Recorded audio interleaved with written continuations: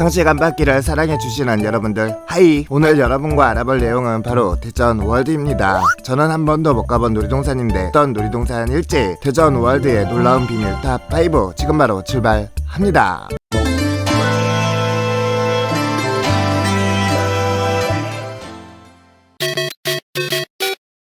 대전광역시 중구 사정동에 있는 유원지로 2002년 5월 5일에 개장했죠. 대전도시공사가 관리하는 공영 유원지로 개장했을 당시 명칭은 대전동물원이었고 이후 2009년 5월 1일부터 대전월드로 명칭이 변경되었다고 하죠. 2016년 9월 30일 버드랜드를 오픈했는데 이 때문에 과거에 비하면 동물원이라는 느낌이 많이 퇴색되었고 흔한 테마파크 정도의 이미지 경향이 있습니다. 시설의 경계가 확실하기 때문에 이용객 중에 동물원이 있는 줄 모르고 조이랜드의 놀이기구만 이용하다 돌아가는 사람들도 은근히 많은데 이는 동물원이 공원 맨 안쪽에 있기 때문에 이런 일이 벌어지는 것이라고 하네요. 보문산 그린랜드, 꿈돌이랜드, 엑스포 과학공원 등 대전광역시에 있는 유원지 대다수가 폐업한 관계로 사실상 대전광역시에서 유일하게 남아있는 유원지가 되었죠. 하지만 주력이 동물원이다 보니 놀이시설 자체는 전술한 테마파크들에 비하면 퀄리티가 상당히 허술한 편. 유치원 때나 초등학교 저학년 무려 소풍 한두 번 가보면 볼 것 다 봤다고 한다고 하죠. 그런 이유로 대전, 세종, 충남, 충북권 소재 초등학교 고학년을 포함한 중학교, 고등학교 등의 체험학습은 수도권의 에버랜드 등으로 가는 분위기라고 하네요.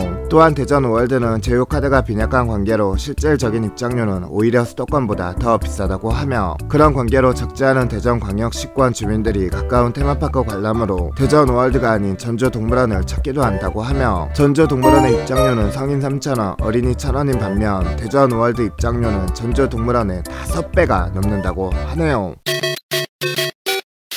대전광역시 대전의 대전월드 내부에 위치한 동물원. 과거엔 대전동물원으로 개원했으나 플라워랜드, 조이랜드와 통합하면서 이름이 대전월드로 바뀐 것이고 조류 동물들의 일부는 버드랜드에서 사육 및 전시하고 있죠. 호랑이사에서는 커다란 방사장에 3마리의 호랑이가 지내고 있으며 뒤쪽에 작은 방사장에는 2마리의 부모 개체들이 있으며 2021년 새끼 시베리아 호랑이가 태어났다고 하죠. 이름은 미령이고 현재는 유학이라 운동을 위해 사육사와 같이 산책을 나가는데 이때마다 관람객들이 줄을 지어서 뒤따라간다고 하며 원래는 이렇게 키우는 게 아니지만 어미가 초산이다 보니 새끼 양육을 포기해서 어쩔 수 없이 사육사들이 키우는 바람에 이렇게 하는 중이라고 하죠. 이 사육장에서 근무 중인 사육사가 유명 인사인데 2000년대 초반에는 성체들이 있는 사육장에 들어가서 호랑이들을 애완동물 다루듯이 하고 심지어 사진 찍을 때 암사자를 위자 삼아 앉은 채 찍었다고 하죠. 사육사 말로는 어릴 때부터 자기가 키웠기 때문에 교감이 있어서 공격받지 않는다고 하지만 현재는 안전을 위해 성체들이 있는 사육장에 들어가지는 않는다고 하네요. 다만 자신이 키웠던 호랑이들이 사육사를 보면 경계심 없이 다가간다고 하죠. 범벅가는 조이랜드 정중앙에 있으며 아담한 크기. 그냥 평범한 범벅하지만 비가 올 때 대부분의 손님이 여기로 몰리는 거로 알바가 가장 고생하는 시설 중 하나. 자이언트 드롭은 4대의 승물이 분리되어 있는 18층 높이의 드롭타워 어트랙션. 승물이 서로 분리되어 있다 보니 롯데월드의 자이로 드롭과는 달리 올라가면서 회전하지 않으며 2대는 서서 탈 수 있으나 지금은 앉아서 타는 승물만 운행 중이고 안전 점검도 많으며 타 기구에 비해 마감 시간이 이른 편. 펀하우스는 대전 월드 알바들한테는 편하우스. 알바가 가장 덜 고생하는 자리 중 하나인데 티켓 검사와 기차를 제외하면 알바가 하는 일이 사실상 없으며 귀찮은 게 한 가지 있다면 마침 대전 월드의 백미인 아프리카 사파리 바로 옆에 위치해 있는 데다 동물 그림으로 장식되어 있어서 여기를 사파리로 착각하고 찾아오는 손님이 많다는 것 정도? 이 놀이기구는 에버랜드의 매직 쿠키 하우스와 비슷한 놀이기구라 생각하면 되죠. 후름라이드는 말 그대로 후름라이드. 물이 채워진 길을 따라 보트를 타고 움직이고 슈퍼 바이킹과 마찬가지로 강력 추천하는 놀이기구. 월드 내 놀이기구 중에서도 대기줄이 가장 긴 편인데 특히 주말에는 2시간 이상 대기해야 하는 상황이 부지기수. 그 원인으로 운행시간이 5분으로 꽤 길고 한 대당 최대 4인까지만 탑승 가능한 탓에 회전율이 상당히 좋지 않고 낙하 지점이 2곳 있는데 낙하시 물에 옷이 젖음으로 주의. 다만 놀이기구의 특성상 겨울에는 휴장한다고 하네요.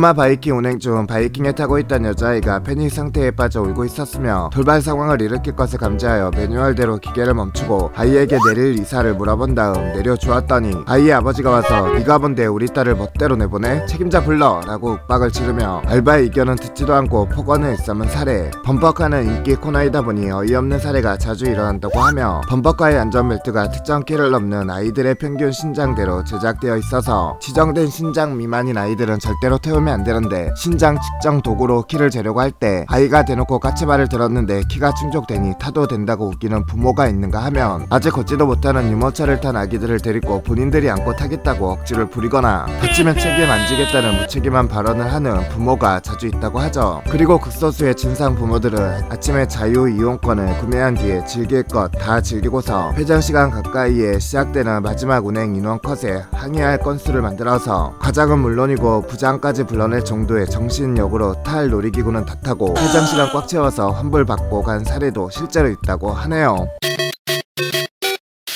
2018년 9월 18일 대전광역시의 동물원인 대전월드에서 보유하고 있던 고양이과 맹수인 피마 중 뽀롱이 호롱이라는 이름의 개체가 피마사에서 탈출, 추적 끝에 사살된 사건으로 2018년 9월 18일 17시경 대한민국 대전광역시 중구 대전월드에서 월드가 보유한 피마 중 뽀롱이라는 이름의 2010년생 암컷 피마가 피마사 내부에 있는 것이 확인되지 않자 당일 오전 8시 30분에 있었던 피마사 청소 후 피마사 방사장의 외부와 연결된 출입구 단속이 제대로 이루어지지 않아 열려있던 상태의 출입구를 통해 피마가 일부러 벗어난 것으로 여겨져 119에 신고되고 주변 거주자에게 긴급 재난 문자가 발송되었죠. 이후 동물원 측의 주장에 따라 생포를 원칙으로 한 추적이 시작되어 18시 35분경 동물원 예산 인근에서 피마를 발견. 마취총을 쏘았으나 마취 상태에서 달아나는 바람에 포획에는 실패했고 18시 50분경에 포획에 성공했다는 오보가 보도되기도 했죠. 마치 포획에 실패하자 수반 경찰 당국은 맹수류는 현장 상황에 따라 사살할 수 있음을 명시한